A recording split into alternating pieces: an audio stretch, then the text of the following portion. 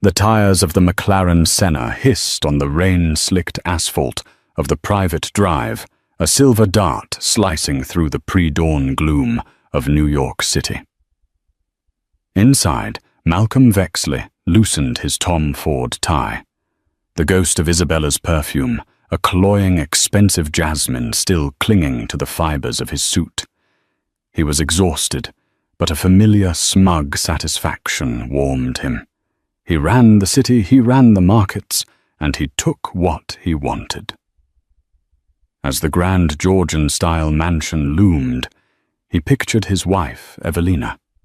Pregnant, beautiful, and waiting. He'd soothe her, of course. A new diamond bracelet from Graf, a promise of a weekend in the Hamptons, and all would be forgiven. It always was. The front door of the Vexley estate, a behemoth of oak and polished brass, opened silently before Malcolm could insert his key. The family's long-serving butler, Mr. Abernathy, stood in the cavernous, marble-floored foyer, his face a mask of impenetrable professionalism. Yet something was off.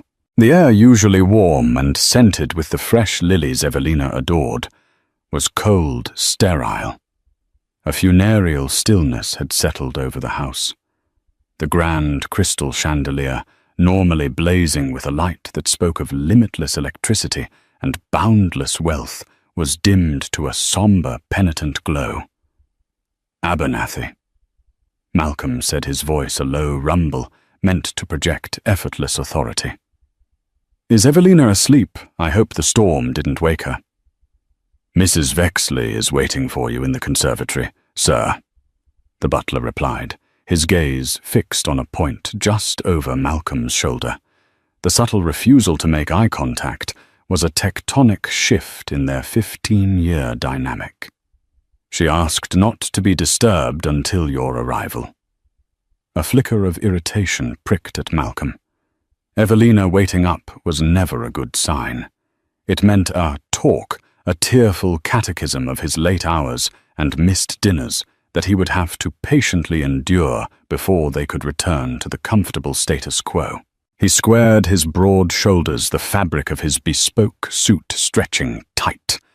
He was already composing his lines, a script of corporate emergencies and unavoidable obligations. He was a master of such performances. He strode across the checkerboard marble, his handmade leather shoes echoing with an unnerving clarity in the tomb-like silence. He passed the grand staircase, where a portrait of his father, Alistair Vexley, watched his approach with painted-on disdain. Even in oil, the man was judging him. Malcolm clenched his jaw and pushed onward. The conservatory was Evelina's sanctuary, her one claim on a house that was otherwise a monument to Vexley austerity. It was a breathtaking glass dome attached to the east wing, a miniature climate-controlled jungle of exotic plants collected from their travels, or more accurately from catalogues she perused while he was on business trips. It overlooked the meticulously sculpted gardens, which were now being lashed by the storm nature's fury, mirroring the one he was about to face. Tonight, however, it felt less like a sanctuary and more like a courtroom. The air was thick with humidity and unspoken accusations. Evelina was standing by a towering fiddle-leaf fig tree, her back to the door. She wore a simple cream-colored cashmere robe that fell elegantly over her 7-month pregnant belly. It was a robe he'd bought her in Scotland on a trip that felt a lifetime ago. Her blonde hair, usually styled in perfect glossy waves, was pulled back into a severe chignon at the nape of her neck. Even from behind her posture radiated an icy stillness that was entirely alien to her warm, yielding nature. "Sarah." Malcolm began carefully modulating his voice to a tone of weary, apologetic affection. "I'm so sorry, darling. The deal with the Japanese consortium went into extra innings. They wouldn't take no for an answer. You know how it is." She didn't turn around. Her voice, when it came, was as flat and cold as the glass panes separating them from the storm. "Don't, Malcolm. Don't lie. Not anymore. I'm so tired of the lies." He stopped dead, his well-rehearsed apology dying on his lips. The bluntness of her words was a splash of cold water. "What are you talking about? It was a grueling negotiation." "Was it?" Finally, she turned. Her face was a mask of tragic composure. She was pale, her delicate features etched with a sorrow so deep it seemed to have aged her overnight. Her blue eyes, normally the color of a Santorini sky, were dark and stormy, matching the tempest outside. There were no tears. The terrifying absence of them spoke of a grief that had passed beyond weeping into a realm of hard, cold resolution. On the antique mahogany table between them, next to a wilting orchid whose petals had begun to brown, sat a single thick manila folder. It looked menacingly official. "I know where you were," she stated each word, a carefully placed stone, building a wall between them. "I know about the penthouse suite at the Carlisle, Suite 28A, the one with the view of Central Park. I know you've had a standing reservation every Tuesday and Thursday for the last 6 months. And I know about Isabella Dubois." The name hit him like a physical blow, knocking the air from his lungs. Isabella, the fiery, ambitious vice president from Omnicorp. Their affair had been a reckless, exhilarating game of corporate and carnal conquest, a game he thought he had played with masterful discretion, a secret vice in a life of suffocating public virtue. He had underestimated his wife, grossly. "Sarah, listen to me," he said, taking a step forward, his hands raised in a universal gesture of surrender. It was a lie, of course. He was regrouping, not surrendering. It was a mistake, a meaningless diversion, an error in judgment. It has nothing to do with you and me, with our family." "Our family," she echoed, and a bitter, humorless laugh escaped her lips. It was a sound he'd never heard from her before, and it chilled him to the bone. "Our family is built on a foundation of your meaningless diversions. This wasn't the first, Malcolm. I know about the gallery assistant in London, the ski instructor in Aspen, the wife of your board member, for God's sake. I ignored them. I told myself it was the price of being Miss Vexley. But this was different. This wasn't just a betrayal of me. It was a betrayal of our son." She gestured to the ominous folder on the table. "I hired a man. A very good one. Mr. Gable. He's far more competent than the corporate spitters you employ to ruin your competitors. He's discreet, professional, and unbelievably thorough." Malcolm's blood ran cold, then hot with rage. The sheer audacity of it. His wife, his quiet, gentle, society-approved Evelina, hiring a grubby private investigator to spy on him. It was a profound violation of the unspoken rules of their world, a violation of his control. "You had me followed. You brought a stranger into our lives, into our marriage," he demanded, his voice dropping to a growl. "You brought Isabella Dubois into our marriage first." She countered, her voice unwavering, her hand instinctively resting on the swell of her belly, as if drawing strength from it. "I was merely documenting the guests you had already invited. I had to protect my own interests, and our child's." She picked up the folder. Her hands were perfectly steady. She didn't open it to show him grainy photos or hotel receipts. He knew what would be inside. The clinical, irrefutable proof of his deception. Instead, she slid a set of thick, cream-colored documents from within the folder and placed them on top. The paper was heavy, expensive. He recognized the letterhead immediately. It was from Renford Stern and Landon, her father's law firm, the most feared litigation firm in the state. At the top of the first page, in stark, bold letters that seemed to shout in the quiet room, were the words, "Petition for dissolution of marriage." The world tilted. Malcolm stared at the papers, his mind refusing to process the reality. Divorce. The word was an absurdity, a concept for commoners and movie stars. Vexleys didn't divorce. They endured. They compartmentalized. They maintained the facade for the sake of the dynasty. The dynasty was paramount.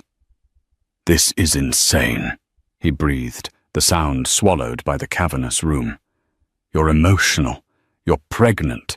You're not thinking clearly. We can fix this. I will end it with her. Today. It's over." "It's over, all right," Evelina agreed. "We are over. You're pregnant with my son, our son." He pleaded, the first cracks appearing in his composure. "You want to bring him into a broken home on a whim. Because I made one stupid mistake. One." She shot back, her icy control momentarily breaking to reveal the molten fury beneath. "This wasn't one mistake, Malcolm. This was 6 months of calculated deception. While I was at home, suffering through morning sickness, you were choosing wine at Daniel with her. While I was picking out colors for the nursery, you were buying her jewelry from Cartier. While I was feeling our son kick for the first time, you were in her bed. This was not a mistake. This was a choice. You chose her day after day. And now I am making my choice." Each word was a perfectly aimed dart puncturing his arrogance. He felt his composure, the bedrock of his entire existence, cracking under the assault. "You can't do this, Evelina," he said, his voice now laced with desperation. "Think of the scandal, the company, Vexley Industries. Our stock will plummet on the rumor alone. Think of our families. Your mother." My father. "I have thought of everything," she interrupted coolly. "That's the difference between you and me, Malcolm. You think of the moment of gratifying your own immediate needs. I think of the future. My future. My son's future." He lunged for the papers, a primal need to physically destroy the offending documents taking over. "I won't sign them. I will never sign them. This is my son you're carrying. I'll fight you. I'll drag this out for years. I will bury you in legal fees. You'll get nothing. Do you hear me? Nothing." Evelina didn't flinch at his outburst. She simply watched him, a look of profound, soul-deep pity in her eyes. It was a look that infuriated him more than her anger. "Oh, Malcolm, you poor foolish man. You still don't understand." She let the silence hang in the air, thick with the scent of damp earth and dying flowers. He stood, panting. The divorce papers clutched in his fist, his world tilting violently on its axis. Then she delivered the twist, the blow that would shatter not just their marriage, but his very identity. "I don't need you to sign them to get what I want," she said, softly, her gaze dropping to the crumpled papers in his hand, and then back to his face. "This isn't just about the divorce. This is about everything that comes with it. And according to the prenuptial agreement that your father's lawyers drafted to protect you from gold diggers, the infidelity clause is quite specific." He vaguely remembered the prenup, a fortress of legal jargon designed to protect the multi-generational Vexley fortune. He had barely glanced at it arrogantly, assuming it would only ever be a weapon for him to wield. "The clause grants me a significant settlement, of course," she continued, her voice as precise as a surgeon's scalpel. "A pittance for you, I'm sure, but more than enough for me to live comfortably. But it's the other part that should concern you. The part about moral turpitude, a proven pattern of behavior that demonstrates a character of depravity. Your father's lawyers love their dramatic flair. It has a direct impact on parental fitness and, more importantly, on corporate stewardship. She paused, letting the legal jargon sink into his panicked mind.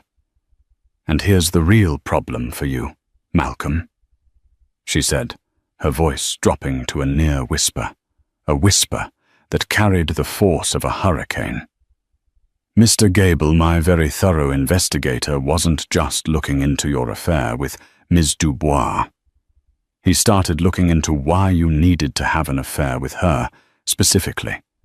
An affair with a VP from a rival company you were actively trying to acquire.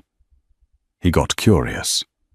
So he started looking into your accounts, the secret ones, the ones in the Cayman Islands that you use for your corporate black ops." Malcolm felt the floor drop out from under him. His blood turned to ice water. Those accounts weren't for mistresses. They were for something far more dangerous. They were the secret slush fund for Vexley Industries, the grease that kept the wheels of their global empire turning through bribes, illegal acquisitions, and hostile takeovers. It was the original sin of the Vexley fortune, a legacy of corruption managed by his father, Alistair, and recently passed down to him. Evelina saw the raw panic in his eyes, the mask of control utterly obliterated. She pressed her advantage mercilessly. "He found a payment," she said, her voice clinical. "A very large one, transferred from one of your Cayman accounts to a shell corporation registered in Panama. From there, the money was funneled to another account, one belonging to Isabella Dubois. It was $5 million, Malcolm." She took a deliberate step closer, her presence in the room suddenly immense, eclipsing his. "I don't think that was hush money, was it? Or a lover's gift? It was a payment, a fee. For what? Corporate espionage. Was she feeding you proprietary information to help you decimate her own company? Omnicorp. Did you use that information to orchestrate your hostile takeover last month?" She leaned in her face inches from his, her voice now filled with a chilling mixture of fury and revelation. "So you see, this isn't just a divorce petition. It's an indictment. You can fight me. You can try to drag my name through the mud.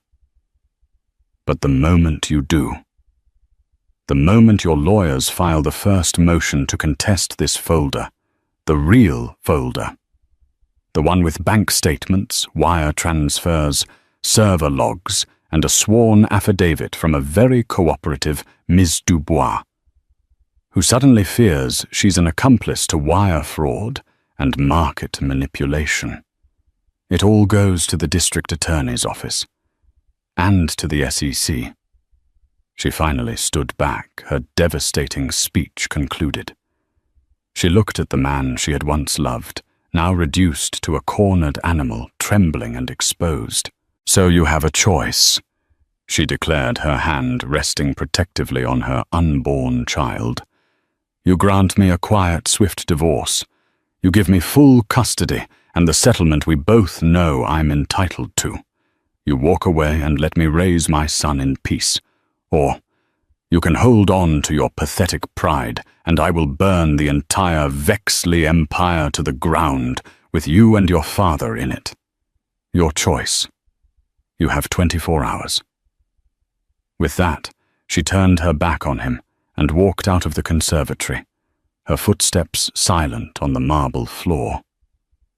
She left Malcolm Vexley standing amidst the wilting flora, the divorce papers in his hand, now feeling as heavy as a death sentence.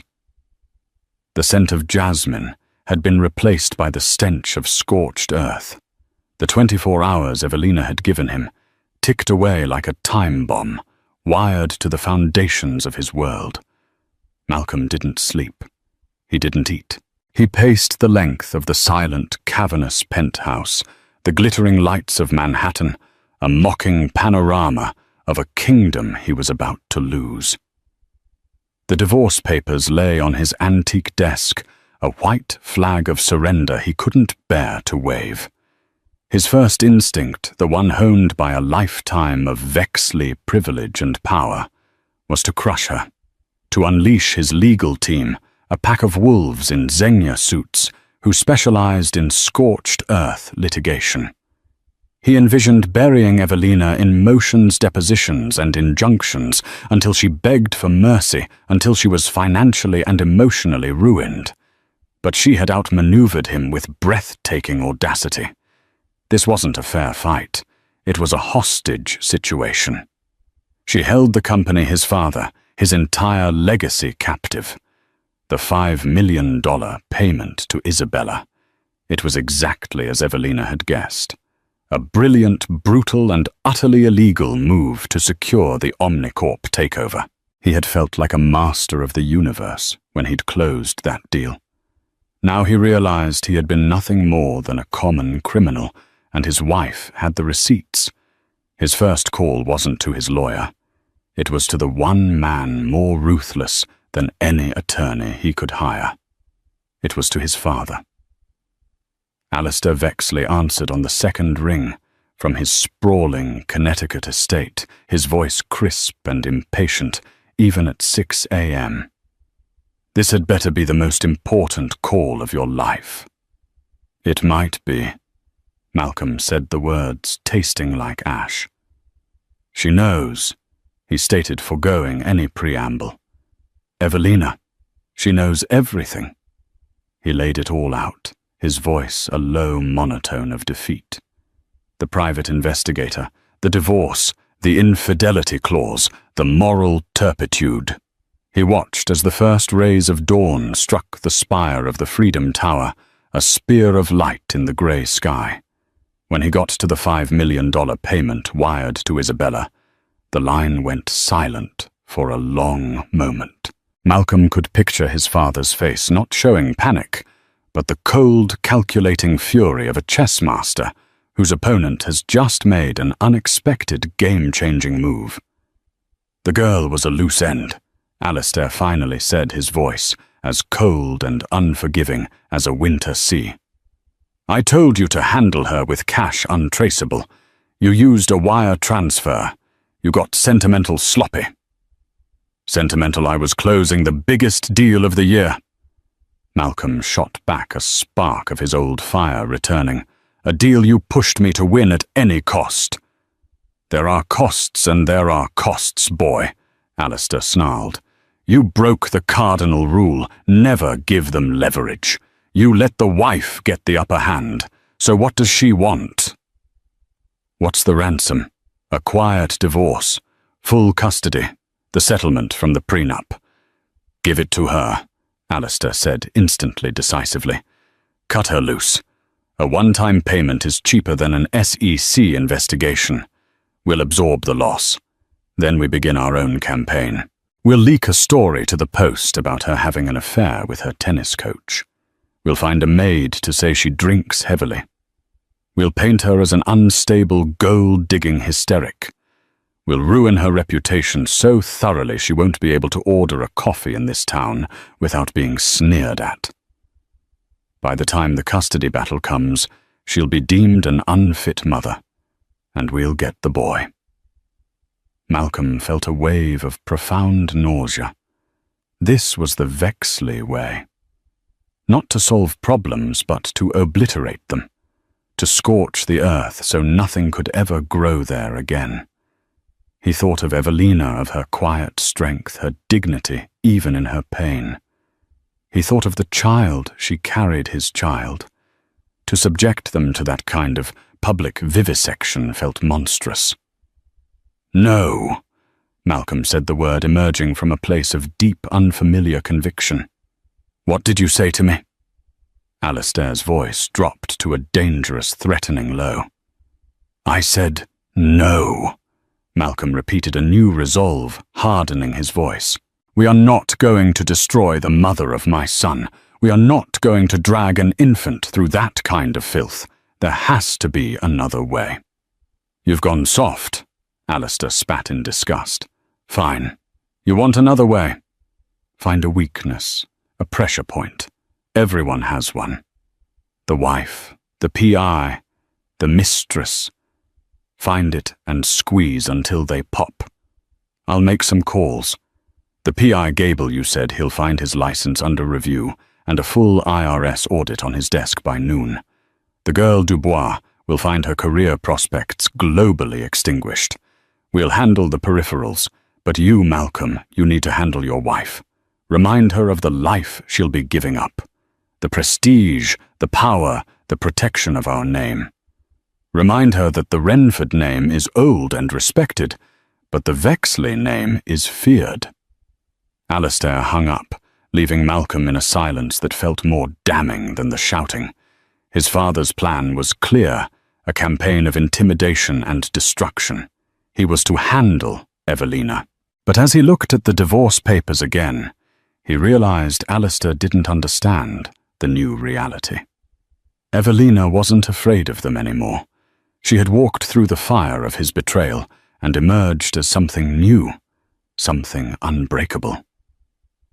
Meanwhile, 20 blocks south, Evelina wasn't idle. She wasn't hiding in her parents' Sutton Place townhouse, weeping into her tea.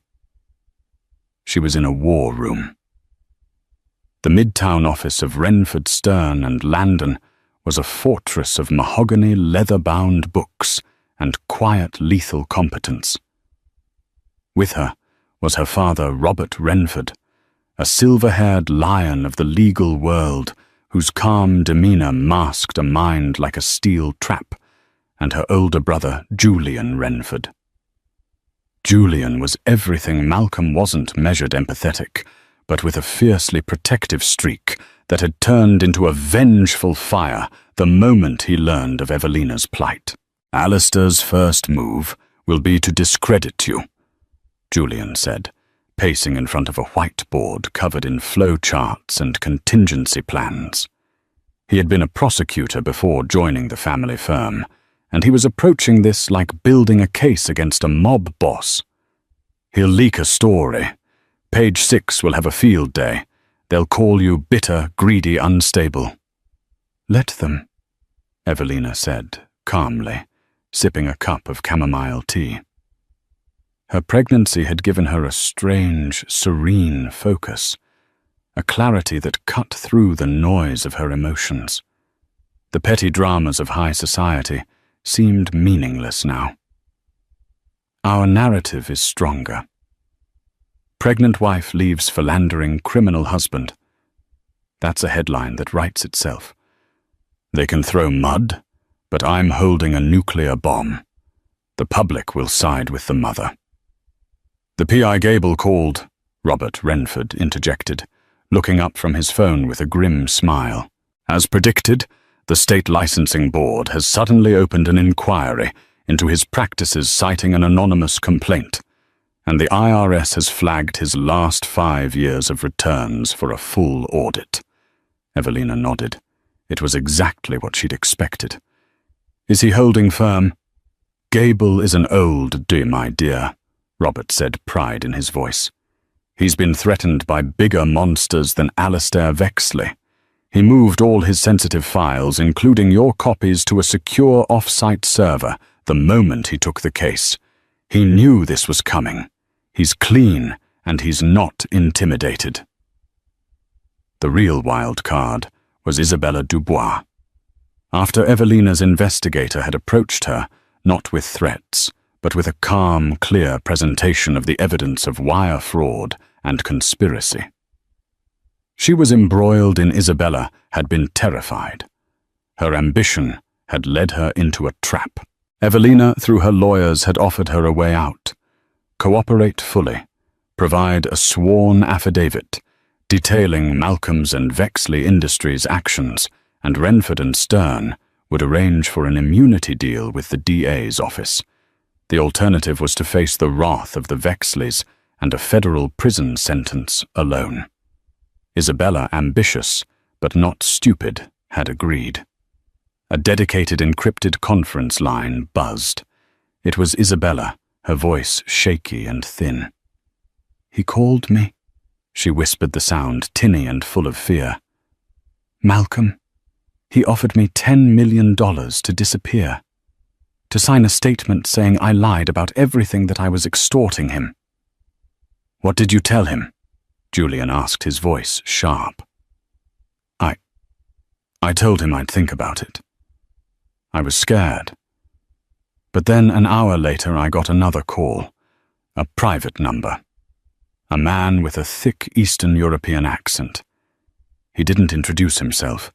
He just described the route my younger sister takes to her university classes. In detail. He knew her schedule, her favorite coffee shop.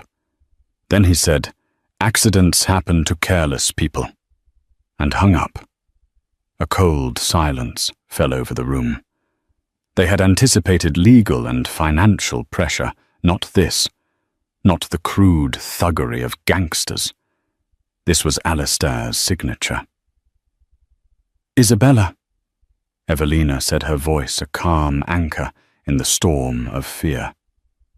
"Listen to me very carefully. You and your sister are in danger. We anticipated this might be a possibility. We have a private security team. They are 10 minutes from your apartment. They will escort you both to a secure corporate apartment we have arranged. Do not talk to anyone else. Do not open your door. We will protect you." After the call ended, Julian slammed his fist on the mahogany table. "This is Alistair. This has his stench all over it. He's not just trying to discredit you, Sarah. He's trying to bury the evidence by intimidating a federal witness. This is a new felony." Evelina looked at her father, her calm demeanor hardening into steel. "This changes things. The threat against Isabella proves their state of mind. It proves they will go to any lengths to conceal the primary crime. We can't just hold this as leverage anymore." Robert Renford nodded slowly, his expression grim. "I agree. A threat against a federal witness takes this to a new level. It's time to stop playing defense. It's time to launch a preemptive strike." He looked at Julian. "Leak the photo." Back in his penthouse, Malcolm was trying to piece together a counterattack, but he was flying blind. His usual weapons, money, influence, fear, were proving ineffective. He tried calling Isabella again, but the number was disconnected. He knew what that meant. Either she'd taken his money and run, or Evelina had gotten to her and neutralized her. His phone buzzed. It was his head of security, a terse, former Mossad agent named Kobe. "Sir, we have a problem. A significant data breach." "What are you talking about?" Malcolm demanded. "Our corporate servers are impenetrable." "It's not corporate, sir. It's personal. Photos, videos from your personal cloud account, the private one you linked to your phone." Malcolm's heart hammered against his ribs. The account held personal photos, vacation snaps, but also more compromising material. Photos of him and Isabella. Selfies taken in the Carlisle suite, champagne in hand. Careless, arrogant digital trophies of his conquest. He had thought them secure, hidden behind layers of passwords. "Who has them?" Malcolm gritted out, a cold dread creeping up his spine. "We don't know the source of the breach, but we know where they've been sent."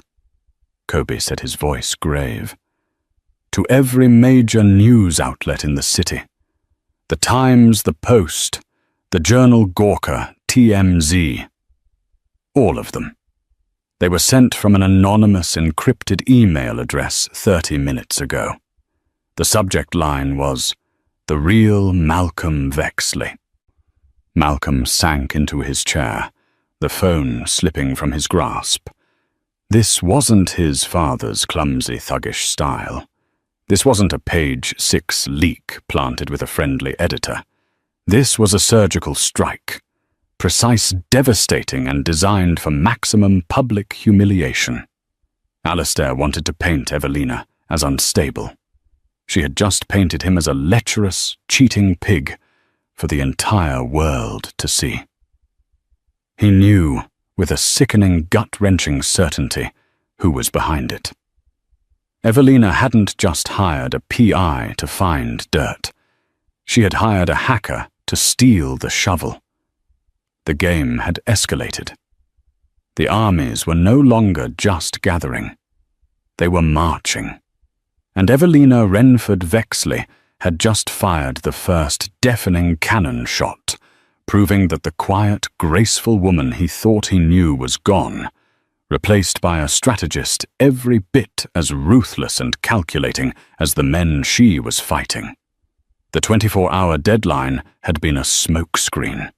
Her war had already begun. The world imploded in slow motion. By 9 a.m., Malcolm's face was on every gossip website, a sleazy, smug selfie of him, and a triumphant-looking Isabella champagne in hand, the opulent suite of the Carlyle unmistakable in the background. Other photos less explicit, but equally damning, followed. The story wasn't just about infidelity. It was about a gross abuse of power, a powerful CEO seducing a subordinate from a rival company. The narrative Evelina had crafted was masterful. He wasn't a straying husband. He was a corporate predator who used women as tools. The board of Vexley Industries convened an emergency meeting via teleconference. Malcolm patched in his face a grim mask. The stock, which had opened steady, was now in free fall. The company's veteran PR chief, a man who had spun gold out of scandals for decades, was speechless. He issued a terse, no comment, which in the court of public opinion was tantamount to a full confession. Before the call ended, Malcolm was told, not asked, to stay home and make no public statements. He was radioactive. He was a prisoner in his own gilded cage, the ringing of his phone a constant tormenting reminder of his disgrace. He ignored the furious calls from board members, the sanctimonious texts from supposed friends, and the endless barrage from opportunistic journalists. The only call he was waiting for was from his father. When it finally came, Alistair's voice was not shouting. It was a low, volcanic rumble, the sound of pressure building deep beneath the earth. "You have become a liability," Alistair seethed. "A laughing stock. Our name, the name my grandfather built from nothing, is the punchline on morning television. You let her do this to you. To our name." "She hacked me," Malcolm yelled back, his voice raw with desperation and humiliation. "This is beyond anything we anticipated. This is cyber warfare." "Anticipated?" Alistair laughed, a dry, rattling sound completely devoid of humor. "I anticipated this the moment you said she'd hired an investigator. I told you to crush her. I told you to obliterate her. Instead, you hesitated. You felt pity. And now your pity has cost this family billions in market value and invited the scrutiny of the entire world." The SEC made an informal inquiry this morning. They smelled the blood in the water. Malcolm felt a chill that had nothing to do with the penthouse's air conditioning. The SEC, the boogeyman of their world. What do we do? What's the plan? There is no we. There is only the problem and the solution, Alistair said coldly. The problem is the evidence Evelina has, the wire transfers, the girl's testimony. As long as that exists, we are vulnerable. So we make it disappear. What are you talking about? We can't get to Isabella. Evelina has her locked down tighter than Fort Knox. I'm not talking about the girl, Alistair clarified, his voice dropping ominously. I'm talking about the source, the reason for the payment. That deal, the takeover of Omnicorp. It needs to be sanitized. We need to erase the crime itself from history. Malcolm's mind raced, trying to comprehend the sheer audacity of what his father was proposing. Sanitize the deal. That deal was already done. The assets absorbed the paperwork filed with federal regulators. How the records are filed, the money has moved. I have already initiated the protocol, Alistair explained, as if discussing a routine maintenance check on a yacht. Our offshore team in Geneva and Panama is creating a new narrative, a backdated paper trail. It will show that the $5 million was not a payment for corporate espionage, but a legitimate binder's fee paid to a third-party consultant based in Liechtenstein, who then, for his own reasons, paid Ms. Dubois. It's messy, it's expensive, but it's defensible. It muddies the water enough to create reasonable doubt. A third-party consultant. Who? Malcolm asked, bewildered. A man who exists only on paper. A ghost in the machine. A convenient phantom who will take the fall and then vanish into the digital ether once his purpose is served. This was the dark heart of the Vexley machine. Not just a company, but a shadow state with its own army of accountants and lawyers capable of rewriting history. It was brilliant, audacious, and so deeply illegal it made Malcolm's head spin. It involved forgery, obstruction of justice, and conspiring to defraud the United States government. But it will take time. Alistair continued, his voice hardening again. And in that time, you need to be seen as the victim. This is your new story. Your wife has launched this vicious smear campaign because you discovered she was unfaithful and you asked for a divorce. You were heartbroken. The affair with the Dubois girl was a desperate, lonely mistake made by a shattered man. She's 7 months pregnant, Father. No one on earth will believe that. They'll believe what we pay them to believe. Alistair roared, his control finally snapping. We will find a doctor to question the timeline of the pregnancy. We will sow doubt. We will turn you into the wronged party. We will make Evelina Renford a pariah. Malcolm listened, his stomach churning, with a mixture of horror and awe at his father's depravity. To protect themselves, his father was willing to question the paternity of his own grandchild.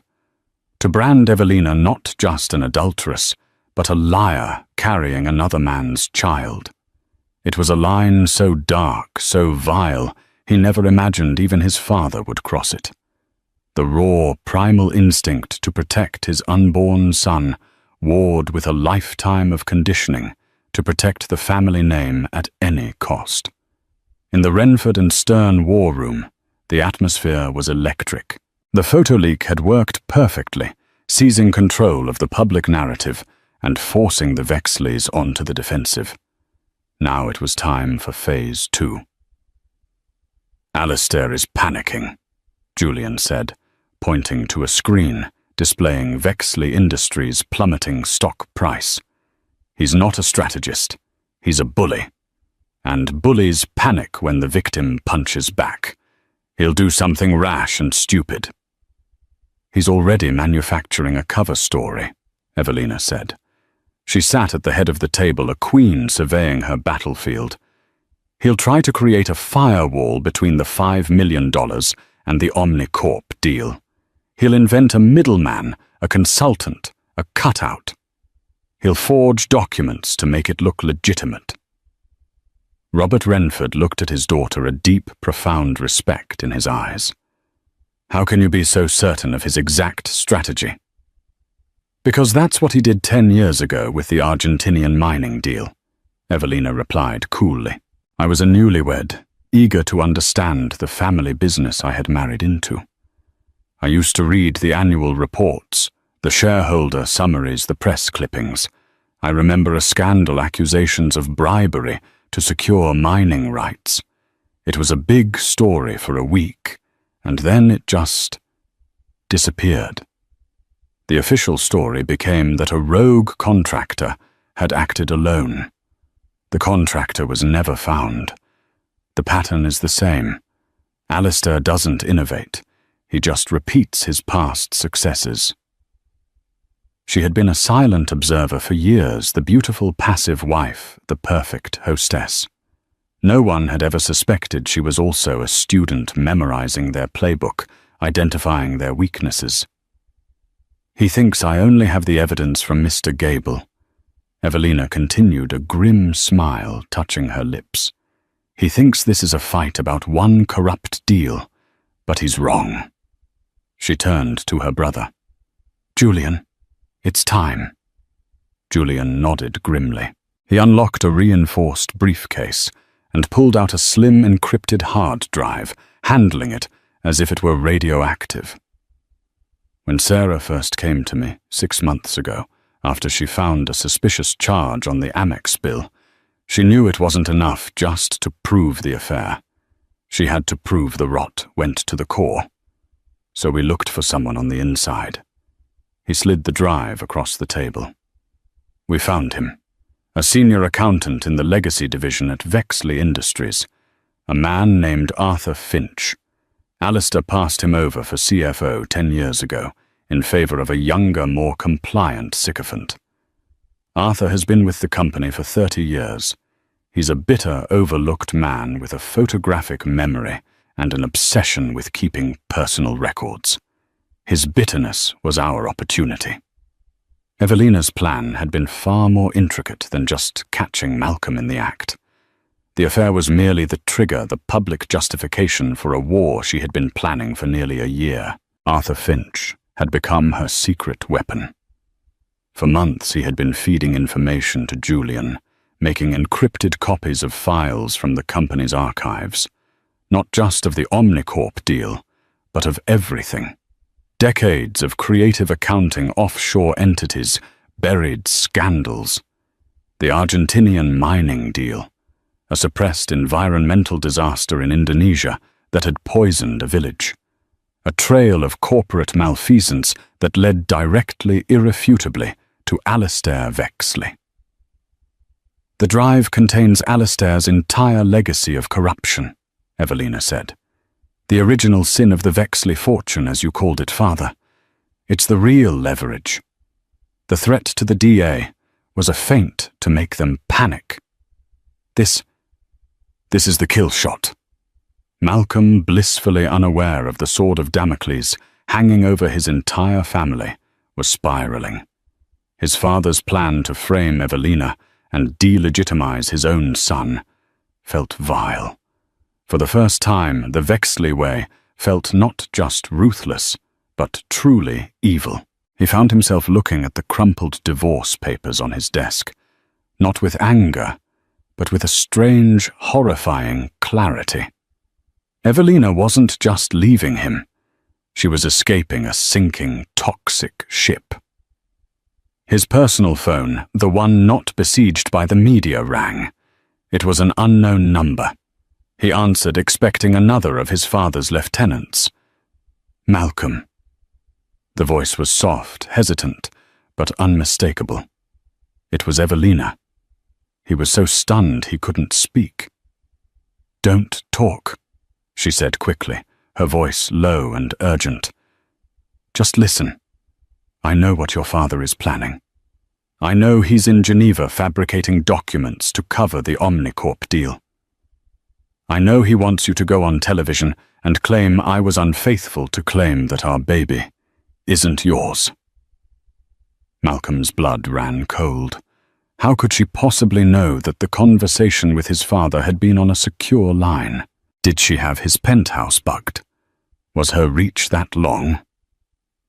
He's lying to you, Malcolm, she continued, her voice pressing on a strange mix of pity and warning.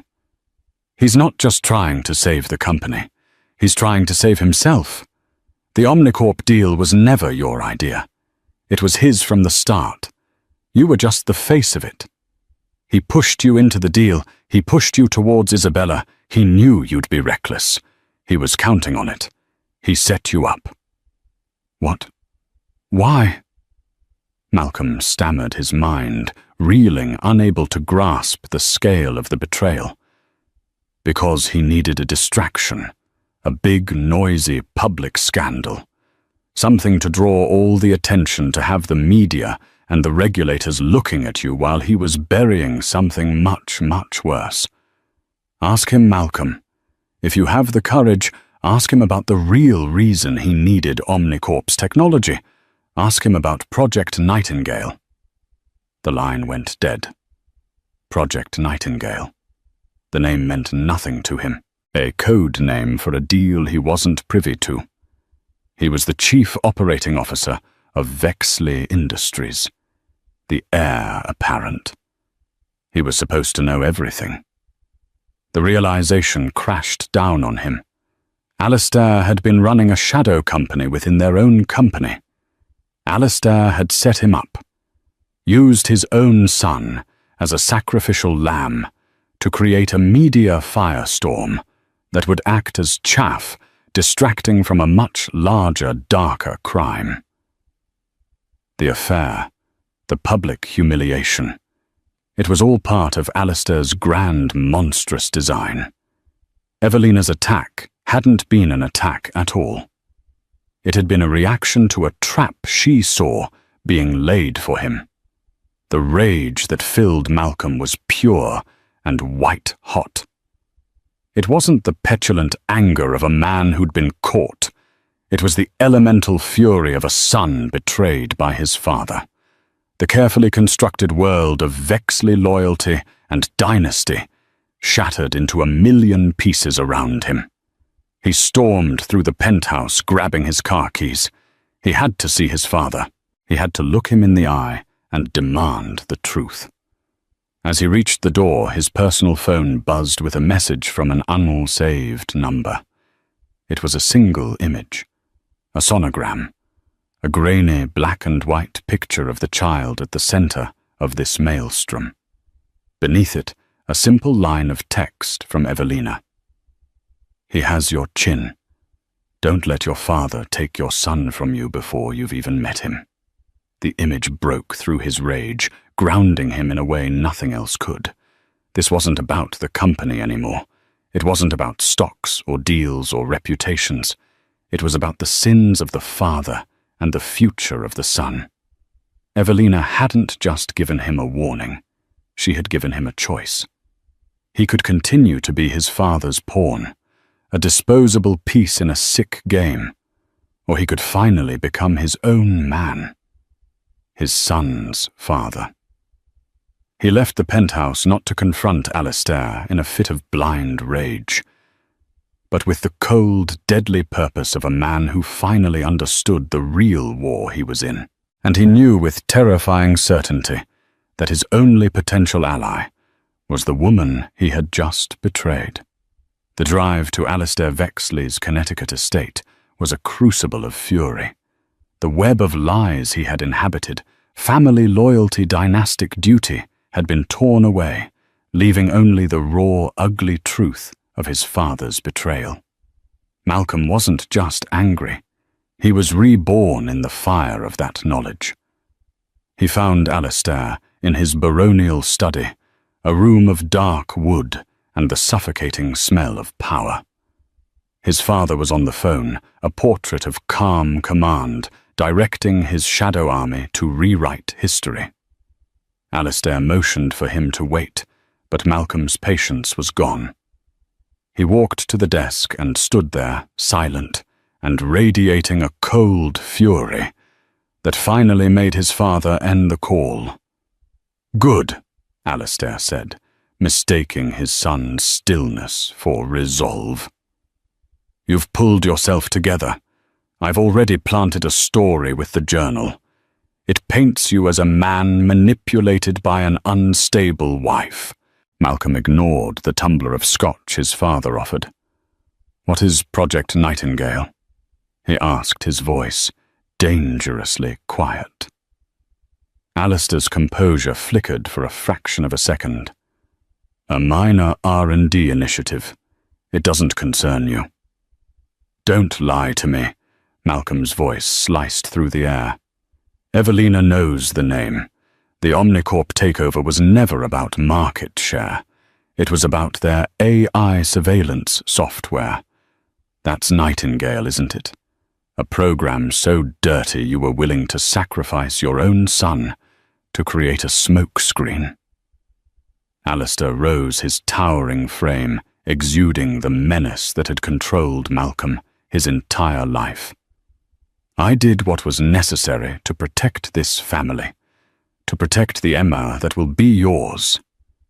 You showed weakness, so I used your weakness as a tool. We survive, at any cost. So it's true. Malcolm breathed the confirmation, a blow to the chest. My disgrace was just the cost of doing business for you. A calculated risk. Alistair corrected his voice, dripping with contempt. One that would have been unnecessary if you had the spine to control your own house. In that moment, Malcolm saw his father with perfect clarity. A tyrant so consumed by power, he would burn his own kin to keep his throne. The lifetime of fear he held for this man curdled into pure disgust. Evelina has everything, Malcolm said, savoring the words that would end his father's reign. And I don't mean just the Omnicorp deal. She has it all. The Argentinian mine, the Java Sea disaster. 30 years of your filth handed to her by a man named Arthur Finch. The blood drained from Alistair's face.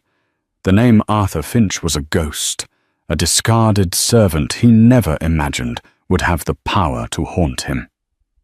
She has an encrypted hard drive, father. Malcolm continued, pressing his advantage. Her finger is on the button. The moment you move against her, she sends it all to the Department of Justice. It's not just the SEC, it's racketeering. It's decades in prison. Checkmate.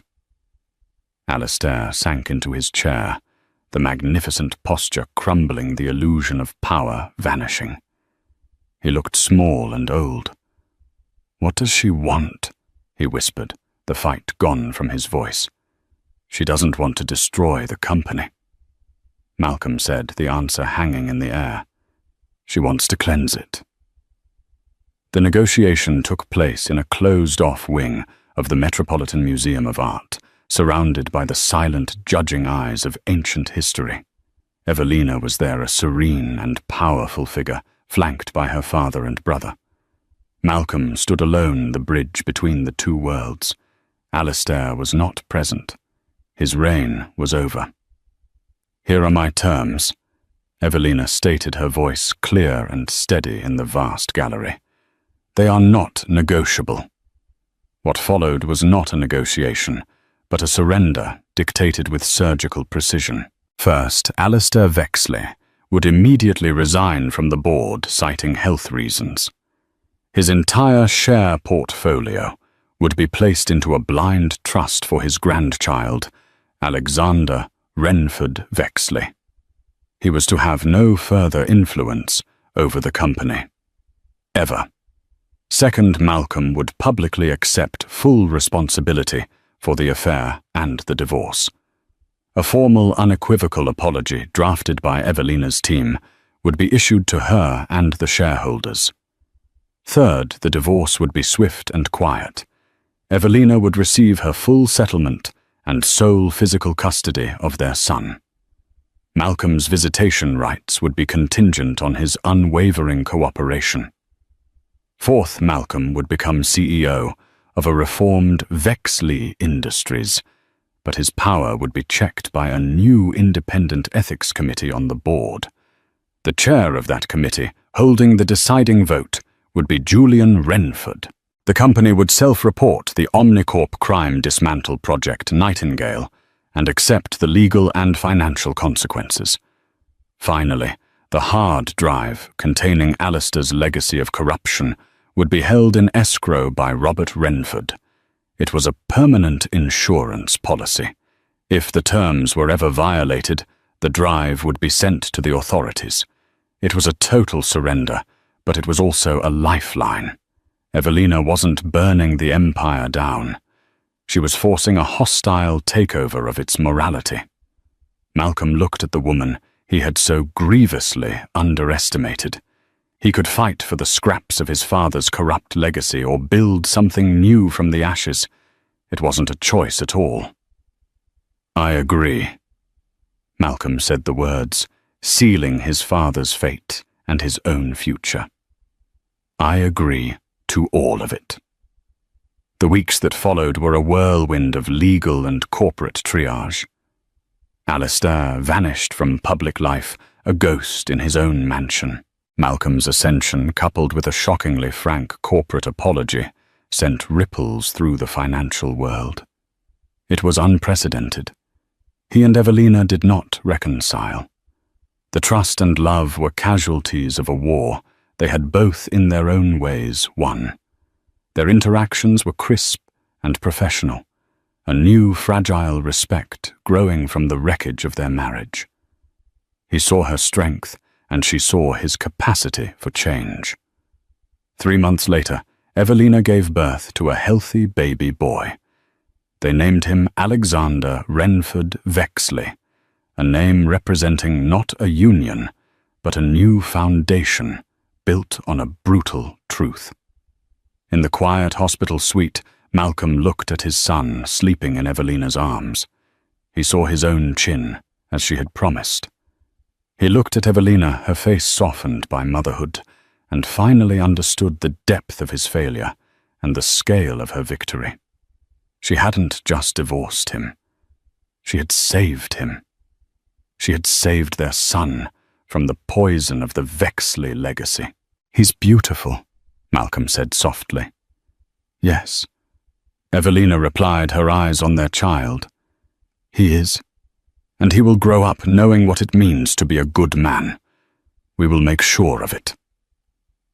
Their marriage was over, but their partnership in business and in parenthood was just beginning. It was not a love story, but something more resilient, a treaty signed on a battlefield, a promise to build a better kingdom for the heir they both served. What a journey. We started with the ultimate betrayal, a billionaire, a mistress, and a wife at her breaking point. But what unfolded was so much more than a simple affair. It was a war for a dynasty. We saw Evelina transform from a victim into a master strategist, proving that true power isn't about wealth, but about courage and conviction. We saw Malcolm forced to confront the sins of his father and choose between a corrupt legacy and an uncertain future. This wasn't just a story of divorce. It was a story of rebirth. An empire was brought to its knees not by an outside force, but from within, by a woman who refused to be a casualty. Do you think Evelina's actions were justified? Was her plan a cold-hearted revenge plot, or a necessary act to protect her child? Let me know your thoughts in the comments below. If you were captivated by this tale of high-stakes drama and intricate twists, please show your support by hitting that like button.